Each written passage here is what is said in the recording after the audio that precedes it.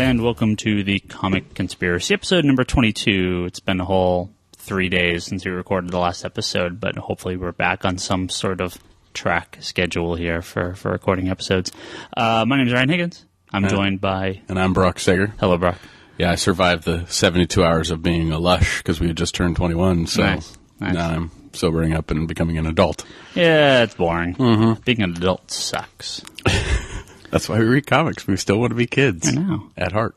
Well, we got a few emails, a few news, little stories to talk about, some actual recommendations this week for random comic picks.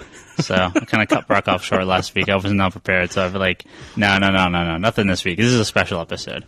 We actually do have a special episode coming up in a few episodes. So. We actually have 2 special episodes hopefully coming up. Yeah. We'll see. That should be fun stuff. But we'll tease those later. Brock, you got an email you want to read here? Yeah, I got an email from Luis B, because I'm not going to try and pronounce last names. He says, hey, love the podcast. He's gotten back into comics for a little over a year now, and mostly been reading hero books. He says mainly DC books, which, you'll probably say thank you over and over again for. But he has been reading Punisher and Daredevil from Marvel. The new ones are really good, actually. That new Punisher, I've read the first 2. I really liked it. Yeah, Gregor is such a good writer. Yeah. I like his stuff. He's also a Teenage Mutant Ninja Turtles fan, and so he's going to be picking up that new ongoing. He wants to know if we have any recommendations for hero books. He also has picked up Asterios Polyp. Yeah, I believe that's how you pronounce that. I've never been good at pronouncing that. Yeah, and he's been thinking about getting into Transmetropolitan series and Day Tripper. Well, I think he says he wants some non-hero books. Is it non-hero? Did I skip over it? Man, I read this off my phone, so... let's see. Because I figured he mentioned Day Tripper, which is one of your favorite books, and Transmet, which I know you. Oh, that's what he did. He did it. This is exact phrasing. I like hero books, but what are some you would recommend that aren't? Right. Which okay. Yeah, so I just read the email straight. Don't paraphrase. Oh, this is a long one. I didn't want to. Fine. It's fine. All right. He would prefer books that have a conclusive and good ending. He also wanted to know about video game comics. We'll talk about that second half in a bit. Okay. So first off... you like Day Tripper, you like Transmet. Oh, yeah. Those are 2 of your probably favorite books that you've read recently. Day Tripper was my favorite book for last year. Yeah. It won the Eisner Award for Best Limited Series? I think so. It must have, yeah. And you just finished up Transmet for the first time, right? Yeah, and I just finished up Transmet for the first time, and it was amazing. The Volume 10 just came out. Yeah. So. God, I don't think I've read them since... weekly or since monthly since they came out. Wait, that's the series you actually finished reading? Mm-hmm. Wow. Mm-hmm. Oh yeah. Back in the day when you used to read comics? Yeah, no. I think I still have maybe a couple issues of Hellblazer or Hitman I never read. I'm thinking back to stuff from the 90s and maybe very early 2000s that I never finished. I was starting with Hellblazer because I'm like 15 years behind on that book. Yeah. I know. Did I finish Hitman? Hitman. I may not have read the last couple of issues, and I know Books of Magic. I finished last year or something. It's I never finished reading, but yeah. So what's your suggestions for someone who Vertigo titles? Yeah, I mean it's pretty much continuing that. Yeah, pick up. If you're a Christian, don't pick up Preacher. If you're not Christian, pick up Preacher. They can read them too. Yeah, DMZ and Scalped are finishing up this year. Yeah. So not this year. In the next 12 months. Well, DMZ will be finished by the first of the year, I think. Really? This is the last story arc. Okay. So I think Scalped has another 8 or 10 issues. Yeah, left. so Scalped will be done at the end of next year. Both are really, really good series. I enjoyed DMZ immensely. You enjoy Scalped. Yeah. Immensely. What else? A lot of the recommendations that we give on here and on the blog and on, the thread post at forums.geekbox.net, there's a lot of non-superhero stuff that you can get into. Mm-hmm. Independent-wise, non-superhero stuff, would you consider Star Wars non-superhero stuff? No, not really. With things my problem is, and I know this is just something for me, a lot of my reading is done with the single issues. So things like Asterios Polyp, I never read actually because it's a graphic novel. I find myself so infrequently reading graphic novels and trade paperbacks. I know a lot of people prefer that format, but for me, in the way that I read comics, it generally tends to be in real short bursts. Mm-hmm. So I don't pick up trades or graphic novels a lot. So there's a lot. Most indie stuff these days is released straight to a graphic novel. So I have to admit, there's a ton of stuff I haven't read. Not similar as far as tone or anything like that. But I know the Arkham's Book of Genesis last year was like the big book next to Mazzucchelli's Polyp, which is a very huge book. Which is, again, these are the books that sell to the bookstore audience, less so the comic book store audience. I'm usually aware of them. I'll fully admit they're not really my thing, so I don't usually pay a ton of attention to them. But I'm clearly aware they exist. They're the things that end up on the New York Times bestseller list, and I'm sorry, they end up on the like the top 10 of the year lists, but I find don't sell very well in a lot of stores. I think at least our store. I mean, there are certain stores where the independent books for things like Fantagraphics move very well, but it is a very different audience than your regular Wednesday books. And I'll fully admit our store is not. We don't sell a ton of books to that audience. Well, like you said, it's the bookstore audience. Sure. That's where those lists come from, is mainly the bookstore audience. Yeah. You don't. I mean, if you look at a list of top 10 graphic novels for the year, right? Sold versus reviewed are very different things. Yeah. So, I mean, I honestly, Louis, go with Vertigo. Well, I mean, there's a lot of titles in there that are ended, so that's why I think I like Vertigo so much, because it sort of splits the difference between the real indie stuff and the big companies. Not so much from a character point of view or anything like that, but they are often creators I know, or at least I'm somewhat familiar with, and they're published by DC. So I see them, and I see the preview pages, and I see the stuff a lot easier than I'll see a lot of these other kind of niche market. Well, it's funny because you think the superhero stuff should be that's the genre, that's the niche, and something like the books we mentioned earlier should be the more mainstream, but the mainstream is the superhero stuff, and the non-mainstream material is the niche material. So it's this very backwards way, but that's just the way the comic industry is. Well, I mean, comic books came originally from kind of what pulp stories and all that stuff. And then once the superheroes came, I mean, they took over. Right. So the pulps kind of became the back half of it. But yeah, Vertigo is a great place to go for that.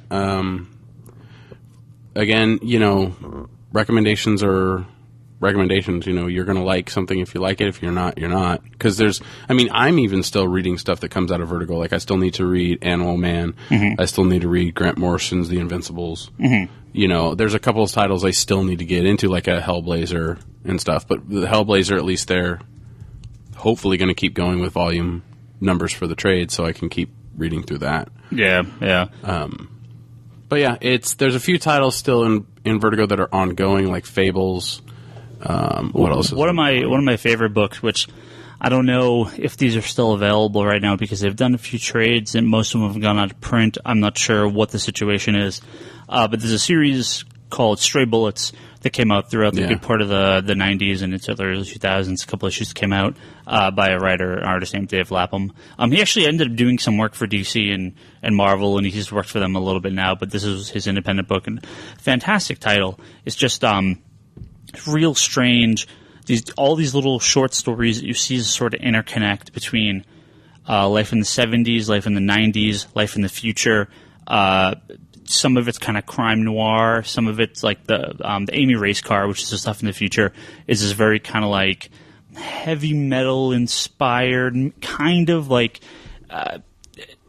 feels like a Frank Miller heavy metal mashup of like just chicks with ray guns and jetpacks flying around and doing crazy stuff. But then the story dovetails back to this like violence in school issues and then gangsters in the 70s, and you kind of don't see the book never really finished, so it's maybe not the best series to pick up, but it's very interesting just to kind of go through and read and see where these lines just kind of go from character to character that you don't really get a handle on from the very beginning of the story, but you start to see more of these threads go. And it's pretty interesting. Again, it's a book I haven't read in years. So. Well, another one with about short stories with characters will be Demo, Volume 1 and 2. Mm-hmm, mm-hmm. Those are very, single issue stories about people, and they're really, really good by Brian Wood, who also writes DMZ. Yeah, well, Demo was originally supposed to be a Marvel comic. It was supposed to be an X-Men miniseries, and they scrapped it, and they introduced, it was NYX was the one that came out of it, Yeah. and it's these little one-shot stories of mutants, and Demo is these one-shot stories of, like, kind of superpowered people, but they're not done in a standard superhero way. No.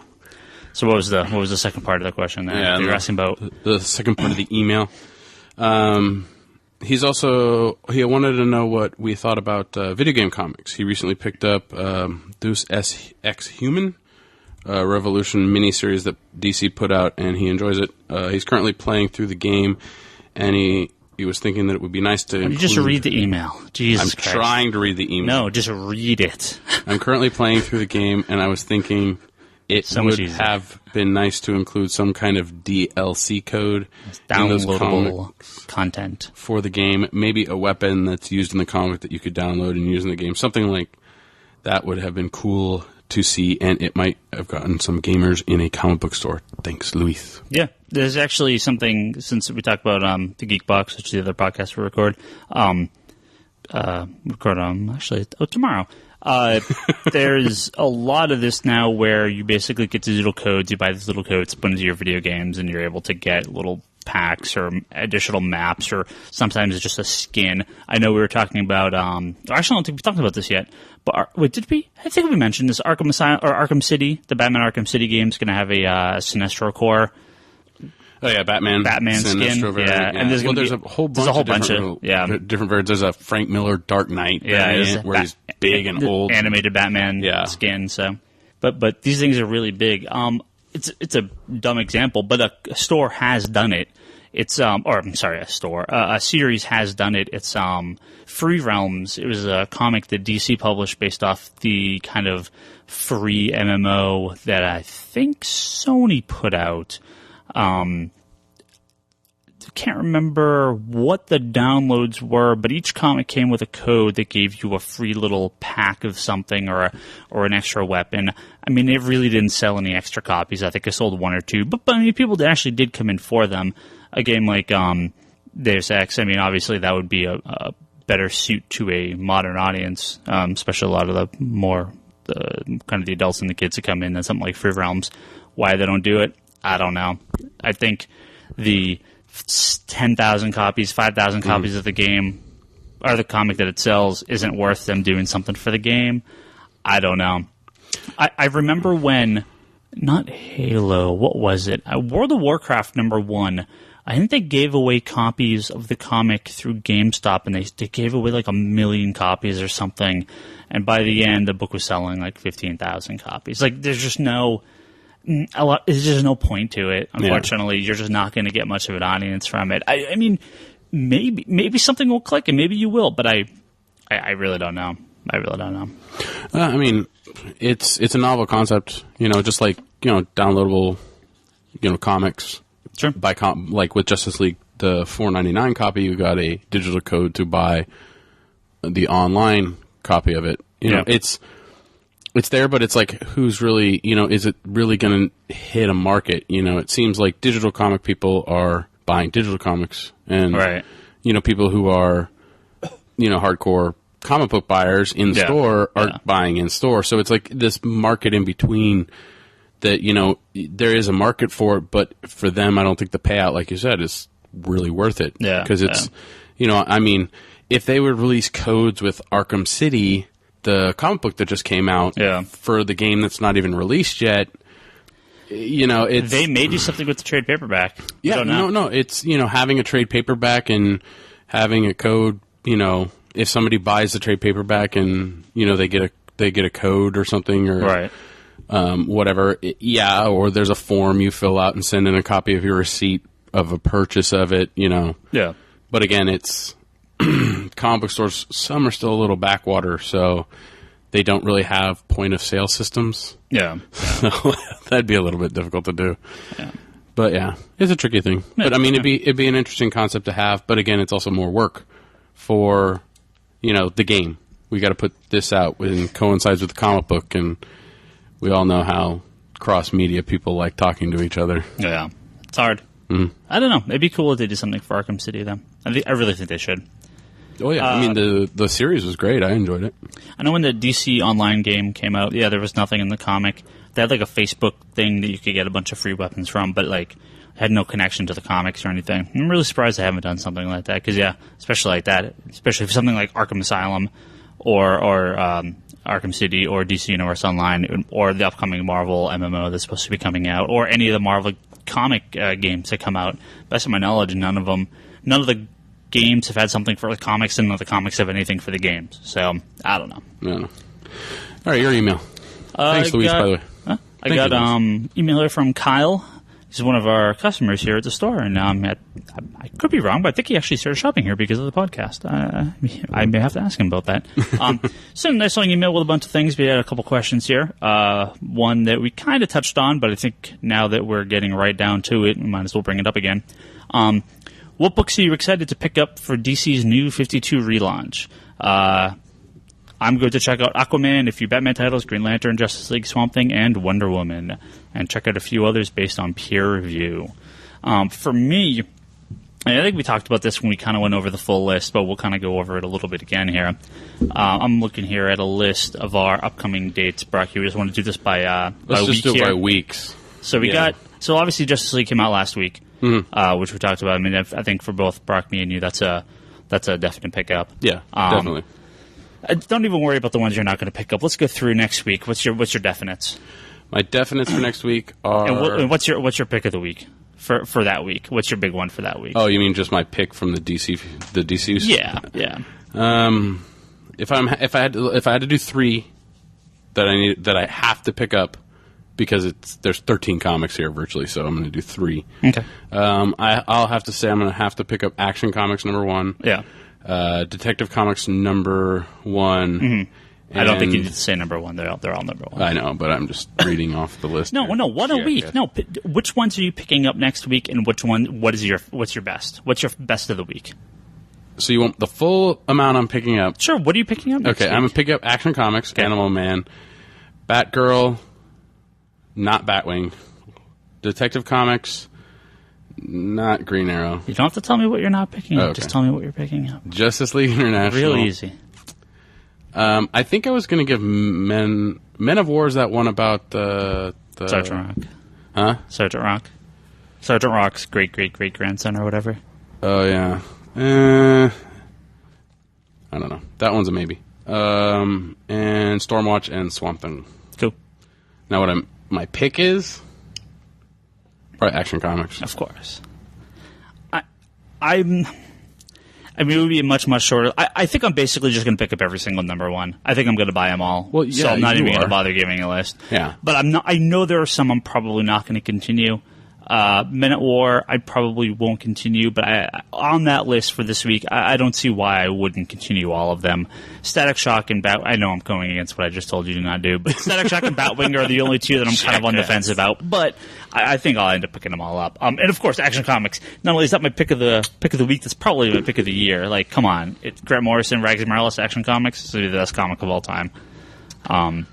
September 14th, Brock. September 14th. I'm going to pick up Batman and Robin, Batwoman, Deathstroke, Green Lantern, Grifter, Legion Lost, Red Lanterns, Resurrection Man, Suicide Squad, and Not Superboy. Not Superboy. Okay.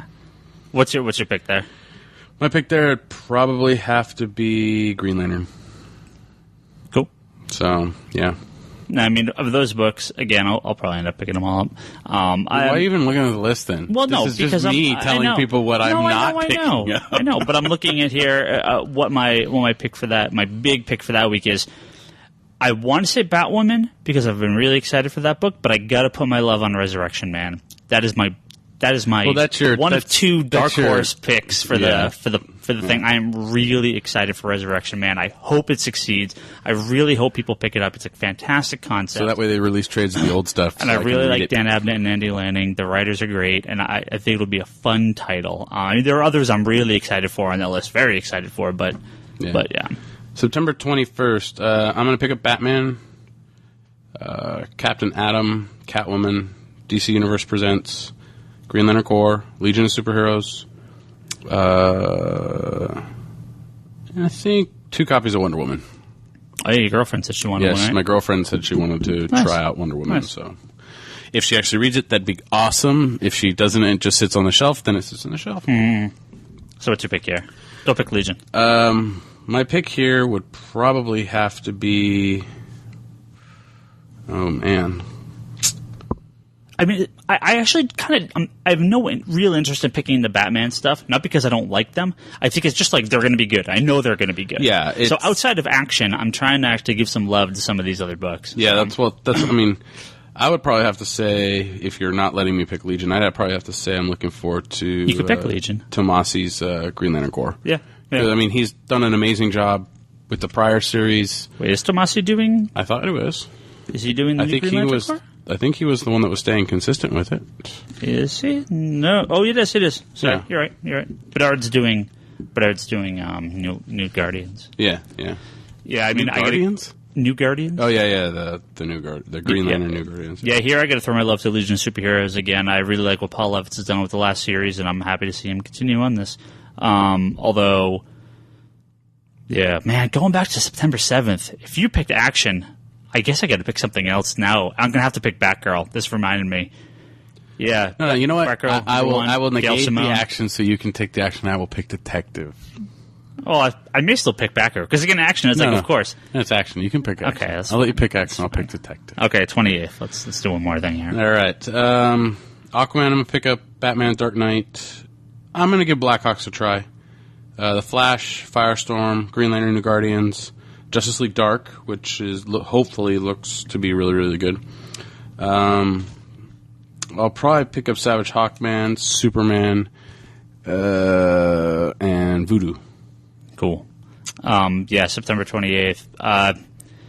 Justice League Dark. I get a double pick here. Justice League Dark and Fury of Firestorm. Those are two I'm so excited for. Justice League Dark is the Vertigo version of the Justice League, and Firestorm is Gail Simone. And you're not even picking the Flash? Yeah, again, there's no need. Flash is going to be fine.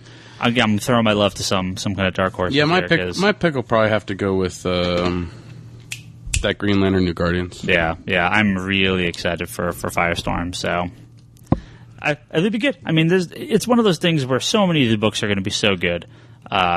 This actually is funny because based on what we were just talking about, for my pick, kind of leads into the second question here: is who do you think is the most underrated superhero?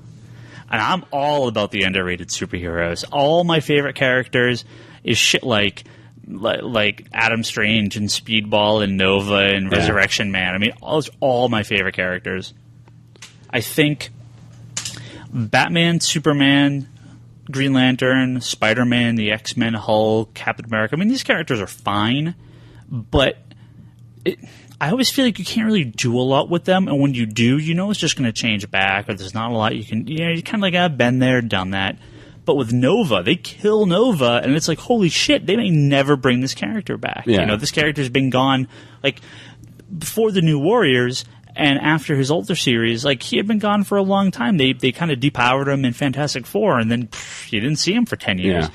You know, I mean, I really kind of feel more connection to these underrated characters just because I feel the life and death situations and scenarios you're put in are more surprising because you kill Superman, you kill Spider-Man, whatever. Well, it was like my favorite character, Geoforce. Yeah. Right? I mean, his character, as of late, hasn't been written very well. Me and you were feeling it with Speedball and Geoforce, huh? Yeah, but when DC put out that, oh God, what was it? What the hell was the name of the book?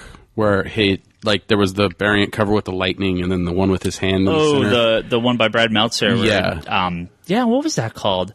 The DC Universe. It was like DC Universe. It's like a one-shot issue where he goes up against Deathstroke. Yeah, he goes up against Deathstroke, and then he slits his own neck because he knows he's not going to win, and it was like, holy shit! Yeah, that was like one of the most badass comics I've read in a while, and then the Outsiders book started coming out again, so it's like, poor Geoforce. But man, you know that.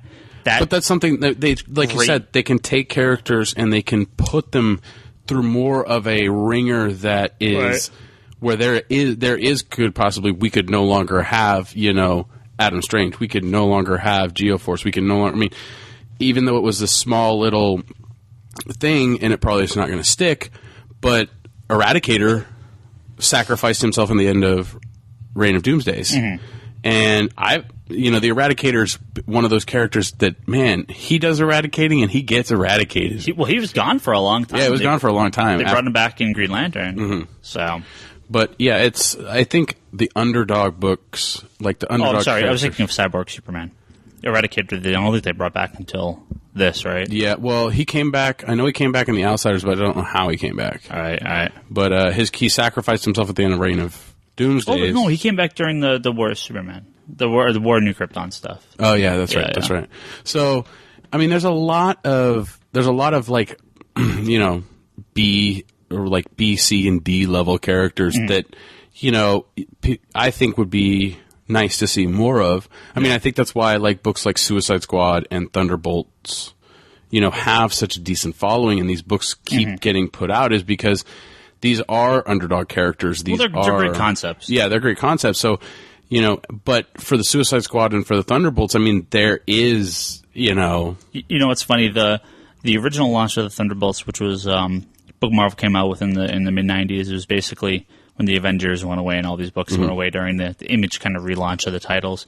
For those of you that don't know, they launched this new book called The Thunderbolts, which was this brand new group of heroes that were set to take over the Avengers. And, well, I mean, it's the end of the first issue, so it's not really a spoiler at this point. I mean, everyone knows the whole concept of it. But the last page reveal is that they're all villains posing as heroes. Yeah. It was like one of the best, like, holy crap, like kind of pre-big internet, nothing got spoiled. Like, that was one of the last big shocking moments in comics to me. Like, I remember reading that going, that's awesome. Yeah.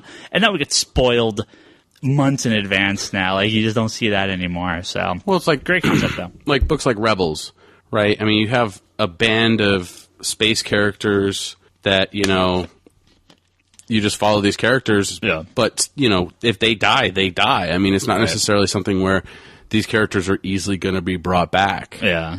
So, I mean, underdog characters. Yeah, there's a lot. I think there's a lot, but I think that, they do need filler. I mean, they do need filler spaces for those big splash pages of, these are all the heroes in our universe. Yeah, so, when Alex Ross is like, well, who's who? Let's see who we can throw in there. So, yeah. Well, we got two kind of interesting news stories this week. One's kind of a bummer, one's kind of interesting. First, since we were talking so much Justice League last week, might as well talk a little bit more on DC and the numbers from what they were coming out with. Justice League number 1 reportedly sold a little over 200,000 copies, which I think we mentioned in previous episodes. Personally, I found that number ridiculously low. Well, you also have to remember this is day-and-date digital release, so did they even compare the numbers with the digital sale? This has been DC's biggest digital selling comic of all time, which, okay, yeah. But that means nothing. It probably sold 3,000 to 5,000 copies. I mean, that's the biggest for a DC comic. It probably sold 3,000 to 5,000. Those are the numbers I've heard kind of thrown around. So it's not this huge deal. With this 200,000 copies, I mean, that puts 200,000 copies puts, if I look at my ordering here, I think I mentioned this in the last podcast, just U.S. alone, orders would have been 400,000. I'm looking at the retailer forum. There's thread after thread of people looking for number ones. What ended up happening was, so number 1 sold out before, like right around the time it shipped. They put up a second print. Diamond was having some problems with their ordering on Wednesday. The second print sold out, I think, by like Thursday night or Thursday afternoon. Who knows what the numbers for the second print were. I mean, my guess would be probably 10%, so you're talking another 20,000 copies. Yeah. And that sold out. And they did another printing, third printing, which is probably another 20. It sold out in 20 minutes. The third printing sold out. 20 minutes. You could tell how highly underordered this comic was. I think this thing was going to break 500,000 copies. I don't see why it didn't. I didn't see why it didn't. You have all these retailers out there that ordered, I bumped my order 10% from my previous Justice League numbers. I bumped my order 650%. Over 6 times our numbers from the previous Justice League series. My orders for the DC comics entirely were about 350% over about 300. Actually, I think it was about 300% over what it was the previous month, and that includes like across the board. And you're talking about half as many titles, and I bumped my numbers like almost 3 times. So it's like, well, people that underordered these books. You also bumped your numbers knowing that there was the ability to return. No, Justice League. Well, not Justice League. Well, I'm saying DC. Your DC. Everyone has. Well, if you bumped your numbers even a smidgen, you were able to return with a cost. I mean, there is a cost. So we're not getting free copies. I mean, we do have to pay for the copy, a small payment for the copies we return. But it makes it so you can sell about 6 or 8 extra copies and return it for every 1 copy you sell and break even if you only sell 1 copy and you return 6 to 8. I mean, roughly depending on which comic you're talking about. But yeah, the fact that stores did not take the returnability, the fact that stores did not go for the big numbers, the fact that the stores did not go for the variants. I mean, these guys do not know their customer base. You sold out a variance at midnight. Oh, well, the variants are what I'm talking about. But I mean, no one went. People didn't go 1,000 copies in unless they were Midtown copies. Well, you also didn't order as many of the $4.99 copy. The digital thing, they're actually going back to press on the digital copy too. Okay. But on the one with the combo pack. But yeah, no, it's just depressing to me that DC gives retailers what could have been the biggest opportunity. Like I have to say it's a DC thing, because if Marvel did the exact same thing and they offered a brand new Amazing Spider-Man #1, a brand new Avengers #1, a brand new X-Men 1, new continuity, people would order that book through the friggin' roof. You just know it. Yeah. And so I don't know why why the retailers think that there wasn't this group of people here for DC. Now, I mean, would I order an Amazing Spider-Man #1, totally relaunched, new continuity, the number I ordered Justice League? Maybe not quite as much, because we're a bigger DC store. We have a much stronger DC following here. You have to base it off of your audience. But I would order it at higher numbers than anything I've ordered from Marvel since Civil War.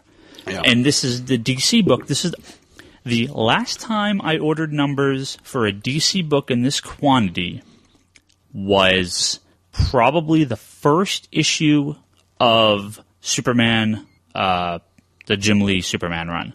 For Tomorrow. And then previous to that was Hush. Yeah. Those are the last 2 times. I mean, we're talking more than All-Star Superman and All-Star Batman. We're talking more than Blackest Night. We're talking more than Identity Crisis. We're talking more than Infinite Crisis. Like, huge numbers. And people I think people dropped the ball. There's 6 other books out there that sold over 100,000 copies. Not sure which 6, but I think they're pretty easy to come across. Already at this point, Action has gone back to press. Batgirl has gone back to press. Detective has gone back to press. Hawk and Dove has gone back to press. Now, are these are these second prints? Or they're doing second prints on all these books. Okay. And guess what? Detective, they've all sold out. All the second prints for all these other books have sold out. I couldn't even get into the system on Diamond on Friday and Saturday, and I have a feeling it's because so many people were hammering at trying to do reorders. Like, it's insane. And I'm sitting here thinking, yeah, I could probably bump my numbers a little bit, but I mean, I'm sure there are stores that ordered 10 copies and they're scrambling because they should have ordered 50 or 100. Yeah. And it's absolutely insane that these guys have left so much money on the table. And the thing that makes me even madder is that I've read responses from a lot of these retailers. I've seen the things, and they're blaming DC for not giving them free copies or not extending terms of payments. It's like, you gave us huge discounts, big variants, the biggest push in any comic book related sales ever. Yeah. I mean, this is the biggest push I've seen for a comic book in forever. What more could DC do? It infuriates me that it's such a great opportunity to get so many more customers into the comics, and probably 80% of the stores in the country have sold out by Wednesday. Yeah. So, well, and they sold to comic book readers, not new comic book readers. Right. They sold mainly to... And, of course, we sold most of our stuff, too, but I also got a lot of mail order. I got a lot of people that order copies from us. I got a number of people who have been out of comics for years coming back for it. We've done pretty good. I've sold a handful of digital copies on our digital site, which I think we talked about last week, which is digital.comicsconspiracy.biz. Yeah, I had jump on there. I had a comment on the blog about the digital comics link post, and I think his name was Alfredo, was very, very happy that he could now, Cool.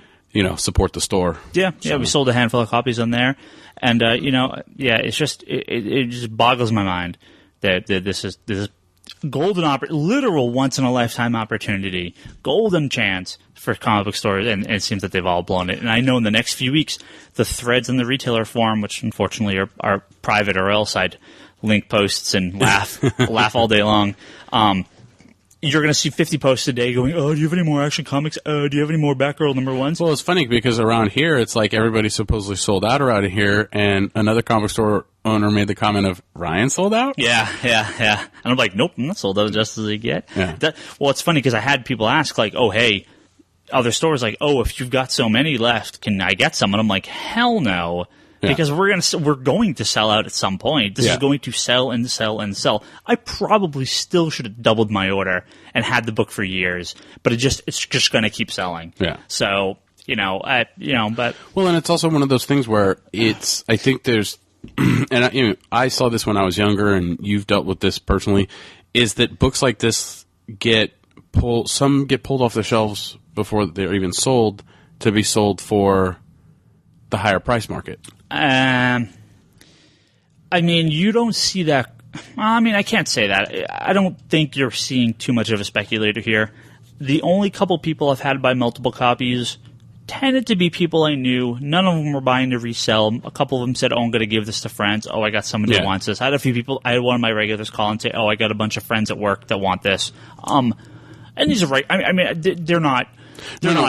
Yeah, they're not people flipping them on eBay. I know these people. No, I'm not saying like customers flipping for eBay. I'm saying more like stores doing it, because stores have done it. Some stores have done it in the past. That sort of thinking, to the best of my knowledge, maybe, but that's the type of stuff that put all the stores out of business in the 90s. You're sitting on a case of Action Comics or Superman 75 in your basement, and you're like, nope, I'm not going to sell them to you. We'll sell them for $50. Well, guess what happened? All of a sudden, you can't sell them for $50. Very few modern comics go for tons of money like that anymore. Yeah. They don't go for money till way later. So sitting on them like that, people were telling me, I saw them bleeding cool. Oh, people were getting like $8 for them on eBay and shipping. And it's like, whatever, that's not worth it. Yeah. I'm not going to pull my shelf copies for that, because making $8 on eBay versus making one customer come back and buy Justice League for a year. Yeah. Like, the profit doesn't work. Yeah. Your one customer on eBay is not going to give you anywhere near what the one guy that comes in the store for one comic. The consistent customer, not the person that's trying to, know. So I assume the next few weeks will be sellout, press release after sellout, press release after sellout, press release, and these are real sellouts, unlike the Marvel sellout of Ultimate Fallout #4, which was the introduction of the new Ultimate Spider-Man, which they sold out and went back to a second print on, and I could still order the first print. Yeah, I ordered the first print and the second print at the same time, and it's like, what? Wait, you didn't sell out then? Why is there a second print? Like, what the heck? That's dumb.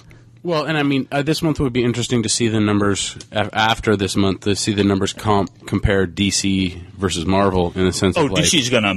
Well, I shouldn't say that. Comparatively to if my ordering is representative of everyone else's ordering, DC should take about... God damn, 60 to 70% of the market share. But the other thing is, you also have to realize you're a DC store. That's what I'm going to say. So we're looking at half. We're looking at half that versus what they are now. So yeah, it's going to be big. They're going to clobber Marvel, but it's not going to be the full domination. I looked at my numbers for the next couple months from DC. DC is like 50% on my entire Diamond order. Yeah, like it's insane, and they're doing returnability for the next few months, too, so it's like, if these shops don't have copies on the shelf, cheat yourself and find yourself a better comic shop, because... We do mail order. Yeah, we do. Because it's dropping the ball on such a colossal level. This is not the death of Captain America, where no one knew it was coming. Yeah. We all knew this was coming. This is very clear. This is a marketing push, and it was just way under ordered and flubbed. But here's my thinking. This may actually kind of be a good thing in disguise. Hold on. This may actually kind of be a good thing in disguise, because these numbers aren't going to go down, really. We haven't even hit the ceiling. We haven't hit the ceiling yet, but again, it's one of those things where I can cut my numbers in half, but other stores have to bump their orders. And you may see a little more evening out where the stores that went way high will cut back to their actual sell-through numbers, and the other stores will increase to their actual sell-through numbers or their potential numbers, and you get you may actually see bumps or slight increases in some of the titles as they go on. I know I'm going to keep my orders for number 2s and number 3s at about 75 to 80% for most of the titles. Yeah. Clearly, we mentioned a few books earlier, Batwing and Men of War and Static Shock, and a few of these books. Mr. Terrific. And, no, it's not a race thing, jackasses. That is actually you just chose the completely wrong titles to call that out on. But no. Also, let's take a look here. Well, Grifter and Voodoo and... Well, no, Grifter and Voodoo may... iVampire. You can't and really say that. Blackhawks. And OMAC. And... yes, and Blue Beetle, and I mean, I know Vampire. You said that, Vampire. Yeah, and I mean, I know what the bombs are going to be. I mean, everyone knows. What the thing is Grifter and Voodoo may pull out because people enjoyed Wildcats that they may stay as long as the books are okay. Wildstorm's dead, man. I know Wildstorm's dead, but people enjoyed Wildcats. You still ordered Wildcats up until the end. I ordered no copies for the shelf, or 1 copy for the shelf. Then why did I bag and board 2 copies and there's stuff in extra? Because that was 3 years ago. No, that was the current stuff. Oh, okay. Whatever. Well, the other big story that sucks balls Suckage. is WonderCon, our local San Francisco awesome convention owned by San Diego Comic-Con. I'm sorry, Comic-Con International San Diego is moving to Anaheim officially for the year 2012. Suck it. The Moscone Center, which is normally held, is undergoing construction, and so there will not be space or time for it there. Very, very, very unfortunate. It really sucks. I love WonderCon. I love going every year. I don't want to go to Anaheim, so I'm not going to go to Anaheim. Rumor is that it's only going to be for 1 year. They'll be back next year. Rumor I've also heard is that Comic-Con International is also registered Comic-Con International Los Angeles or Anaheim and Comic-Con International San Francisco.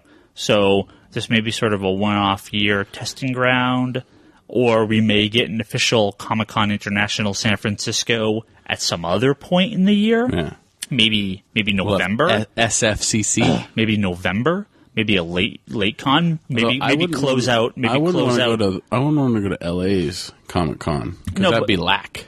LACC. LAC. But, if we have San Diego, if we have WonderCon in April, San Diego in July, September, October for San Francisco. It could be. Be cold and rainy, but, they do... I think the New York Comic-Con is November, unless they moved that date again. But it was November. It's fucking New York, and November's terrible, so... an October-based San Francisco Comic-Con. Let's do it. You wouldn't even go for, press? What's that? If you went for press, For what? For WonderCon in Anaheim. No interest in going to Anaheim. It's not San Francisco. It's not 45 minutes away. I go to San Francisco because of San Francisco. Right. I mean, Comic-Con's one thing. San Diego's one thing. The New York Con I'd like to go to one of these days. Yeah. I don't... If I lived way far away, would I want to go to Comic-Con? I don't know. Maybe. I mean, there's some East Coast cons I wouldn't mind checking out. It's only a 45-minute Southwest flight down to Anaheim. Yeah, but I still have... That's not... Yeah, no interest. Go for a day. I mean, I want for Comic-Con. This is the other problem. Are people going to fly out for Anaheim, or are they going to fly out for Comic-Con? They're going to fly out for Comic-Con. So who the hell is going to go to Anaheim? People that live in Anaheim. If not, you're not going to have... Well, it'll be a decent crowd, but you're looking Wizard World numbers, not Comic-Con numbers. Yeah, that's true. So it's it could be huge, and then they'll have... this is probably their launch of all three. Is we'll get 1, 2, 3 up the West Coast, which is cool for me. I don't know why they didn't try and do it more north, try and go Sacramento area or Oakland or. No one wants to go to Sacramento or Oakland. I know nobody wants to go there, but you're talking about nobody wants to go to Anaheim. Anaheim's fine compared to Sacramento, but you're not going to go or Oakland. You wouldn't go if it was 45 minutes north. Not if it was 45 minutes north to Oakland. No, well, I know Oakland, but Sac. back. You wouldn't go to Sacramento's like 2 hours from here. Yeah, but it's not that bad of a drive. I'm not going to Sacramento. And you could take a little day trip over to, the casinos. No. I have no interest in going to Sacramento. It's like 5 billion degrees there. Not going to I've never been in Sacramento. I think I drove through it when I moved here. I'm never going to Sacramento. And I not go to Oakland if I don't have to. Is it true? So San Francisco's bad enough. So, yeah. So that's it. Yeah. Comic shops don't know how to order comics, and WonderCon's moving to LA, so everyone sucks this week. Yep. Brock, you actually, I gave you total shit last week for actually not having read We3, your pick of your random pick of the week, and I've totally realized that there was a couple times I picked stuff I hadn't read yet, like that Drizzt Do'Urden book, which I did read and it was really good. Yeah. The Forgotten Realms one, but you got a pick, so go for it. Let me. I'll have to think of my pick. So. Okay. How many times did you cry? What? At We3. I didn't really cry. You're a liar. Cry at We3. You're a liar. How am I a liar? Because you're a liar. I thought it was a very sad story. It is a very sad I thought it was a very bloody Buena Vista version of, like, The Journey Home. Is dog good? With, tons of blood and mechanical animals. And it was a good story. Like, Frank Quietly's art in that book is amazing. Like, compared to his stuff that he did on All-Star. Yeah. Like, We3, man, the splash sequence where all those bullets go through that guy. Yeah. That's intense. It's a crazy book. But yeah, no, it's really, really good. But I have to say my pick of the week. No, your pick of the week is V3. No, my pick of the week was We3 last week. Oh, my God. I am not jumping on your Justice League bandwagon. Okay. Like you did with everybody in the store's pick of the week was Justice League. Of course. What else are we going to pick? A Marvel comic? This is true. Oh, damn. This is a Marvel hate. Jesus. Let's see. My pick of the week. I would probably have to say Star Wars Knights of the Old Republic. The stuff after Vector. You're catching up on that, huh? Yeah. Actually, I finished Dark Times. I finished Rebellion. I finished reading the Vector stuff. And I got to Star Wars Knights of the Old Republic. The first stuff is a little weird. They try to make the character this quirky, down, no good luck, whatever character, and he's a Jedi and all that stuff. So, but the secondary characters are really good in Knights of the Old Republic, the early stuff. But I would have to say that Knights of the Old Republic has gotten a lot better after the Vector series. Have you read any of the recent... have you read any of the game stuff that they've done, or you've only read the ongoing? I'm only reading the ongoing right now. Okay. Because I wanted to read Legacy, and then Legacy spawned into reading 4 titles to read the Vector stuff. So once I passed the Vector stuff, I finished Dark Times, and Rebellion only led up to Vector. Yeah. So now I'm finishing off Knights. And it's been really, really good. I've really enjoyed it after Vector versus before. I think they changed writers, and just the flow of the book is better. Again, but Star Wars Knights of the Old Republic, despite it kind of being in the beginning, I would still say it's a good book to read and pick up and trade. Cool. Legacy I will finish off next. Yeah. So Cool. So yeah. Your pick that you haven't read yet? I've read all these.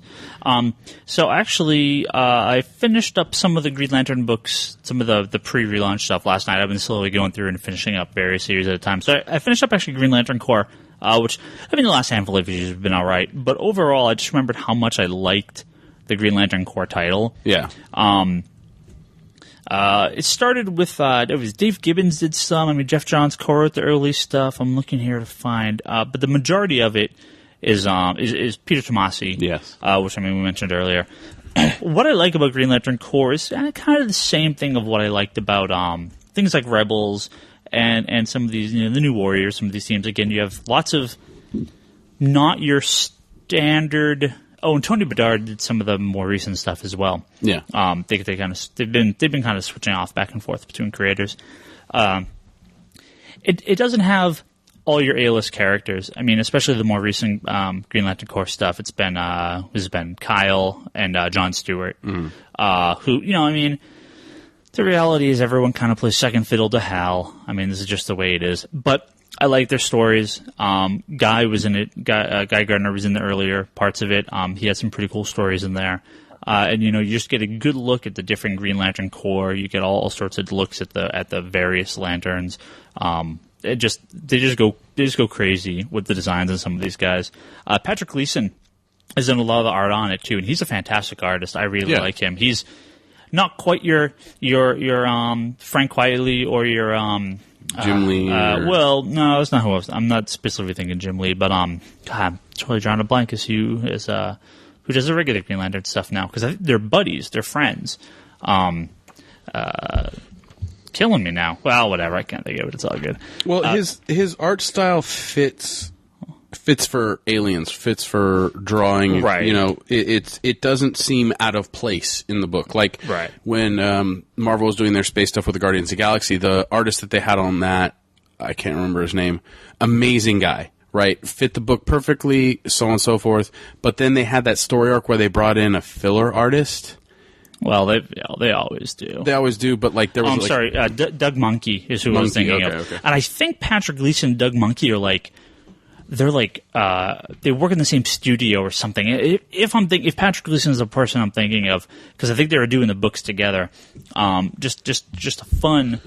Just a good art style. And his art style isn't grandiose and it's not crap. It's a solid art style. Well, it does remind me of Doug Monkey. It reminds me of the way he draws. Just some of the art style. They both kind of remind me of Frank Quitely. They kind of come from that school of thought, and I do really like those art styles. So, yeah. I don't get Frank Quitely from that art, but okay. He's Doug Monkey, the guy that does all the Green Lantern stuff, totally looks like Frank Quitely. Like a bit of a different take on it, but it really. Which the main book? Mm-hmm. Yeah, the main book. And Patrick Gleason has a similar style to it. I'm not saying they're identical or anything like that, but there's definitely some similarities between. Let's see, Dave Gibbons. That's the Patrick writer. Gleason. That's the artist. Dave Gibbons co-wrote the Green Lantern Corps stuff. I don't think Doug Monkey did any of that stuff. Oh. Anyway, Brock's thinking of the wrong book. But whatever. It's all good. Shut it. No, Green Lantern Corps. I know Green Lantern gets all the love, so the Green Lantern Corps book, I think if you've read the Green Lantern books, Green Lantern Corps is a very, very fun secondary title to the main series. So it's worth checking out.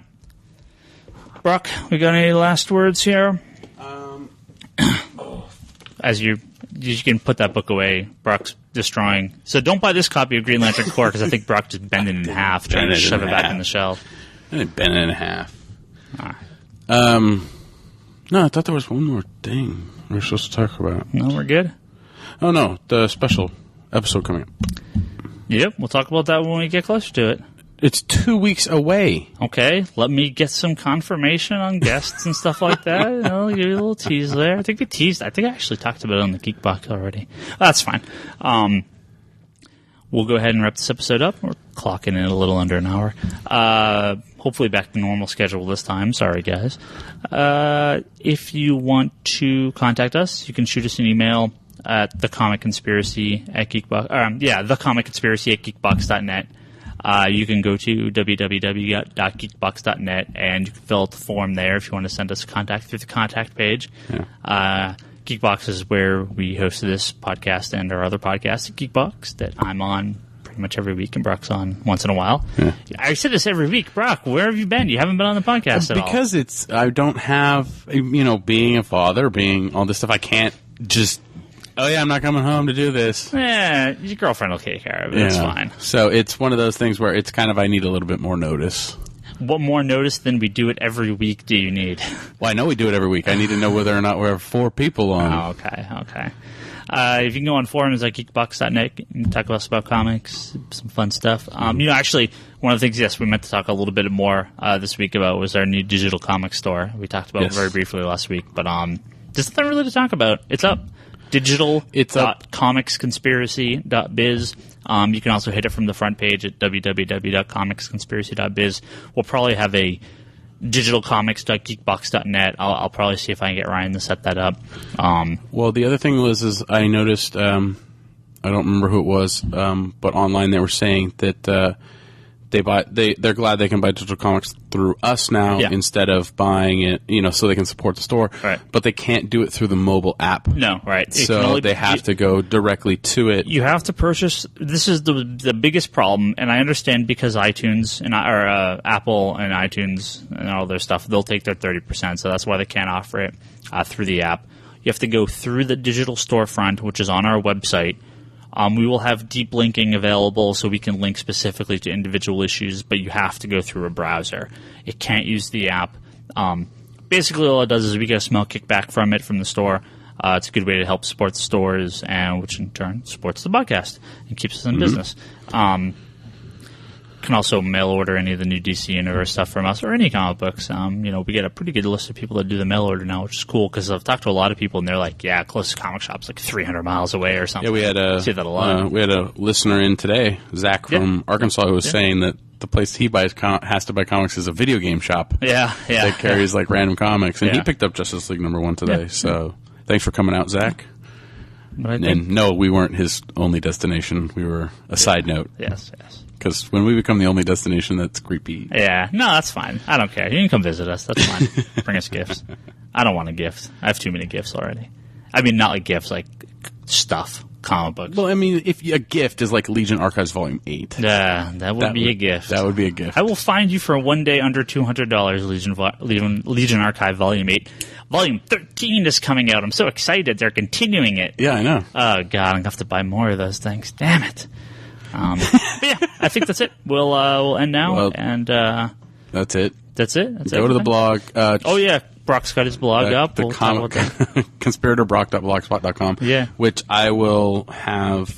I'll try. If you give them to me, I will do the deep links for the DC books. Sure. So I'll have a list of all the DC titles, like a solicitation, just like they got on the back of the free one. So if you want it directly to go through, you can just go through individually. That'd be cool. So, cool. Yeah, you just have to give me that info. Yeah. So, but yeah. Try to I actually should say about that digital comic store. I mean, some people were asking, when you buy through Comixology, it's basically you're buying it in the cloud. So you buy on the website, and then on your app, it just says download. So it's basically the same thing. It's an extra step. It's a Flash-based browser site, so you can't use it on your iPhone or your iPad unless you find a workaround for Flash. Very frustrating. I hope they get off Flash. I hope they put it on HTML5 or one of the other things. Sorry for nerding.